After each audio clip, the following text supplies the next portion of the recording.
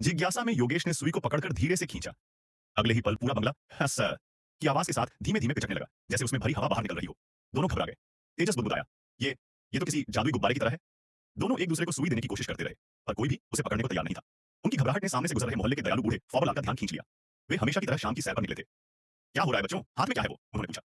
दोनों जवाब देते उससे पहले ही सुई फिसलकर फौबलाल की हथेली से टकरा गई। उन्होंने बिना सोचे विचारे उसे उठाकर देखने के लिए हाथ में ले लिया, पर सुई जैसे ही उनकी त्वचा को छुई, उनके शरीर से भी हवा निकलने जैसी अजीब आवाज आने लगी। उनका चेहरा पिचकने लगा और कुछ ही पलों में वे लगभग झपटा सा हो गए। तेजस और योगेश दोनों भय से जड़ हो गए। ये सुई किसी भी चीज को हवा भरा गुब्बारा बनाकर फिर पिचका देती है। तेजस चिल्लाया। दोनों ने तुरंत फैसला किया कि इस खतरनाक सुई को नष्ट कर देना चाहिए, वरना पता नहीं और क्या-क्या नुकसान हो सकता है। लेकिन जैसे ही योगेश ने सुई उठाई और हवेली से बाहर निकला, सामने से आ रही एक तेज रफ्तार ट्रक ने अचानक बेकाबू होकर उनकी तरफ रुख कर लिया। ट्रक का पहिया सीधे सुई पर चढ़ा, पर हुआ उल्टा। ट्रक का अगला हिस्सा गुब्बारे की तरह पिचक गया और आवाज आई, "फ्स।" ड्राइवर और दोनों लड़के ट्रक से दूर जा गिरे। योगेश के हाथ में अब एक लाल रंग का गुब्बारा था, जो ठीक वैसा ही दिख रहा था जैसे ट्रक के टूटे हिस्से से निकली हवा से बना हो। दोनों ने एक दूसरे की तरफ देखा। तेजस बोला, "अगर ये सुई धरती पर इतनी तबाही मचा सकती है, इसे यहाँ रखना खतरे से खाली नहीं।" योगेश ने कहा, "चलो इसे पृथ्वी से बाहर भेज देते हैं, कभी वापस ना आए।" वे पास के वैज्ञानिक केंद्र पहुंचे और एक छोटा सा प्रयोगात्मक गुब्बारा रॉकेट तैयार किया। सुई को उसके साथ बांधा गया ताकि वह सीधा अंतरिक्ष में चली जाए। रॉकेट उड़ान भरता है, पर कुछ ही दूर जाकर धमाके के साथ फट जाता है। सुई सीधी नीचे जमीन पर गिरती है। जब दोनों धीरे-धीरे डरते-डरते पास गए, तो उन्होंने चौंक कर देखा कि छपटा हुए फौबलाल फिर से अपने शरीर में हवा भर रहे थे, जैसे कोई खुद को फुला रहा हो।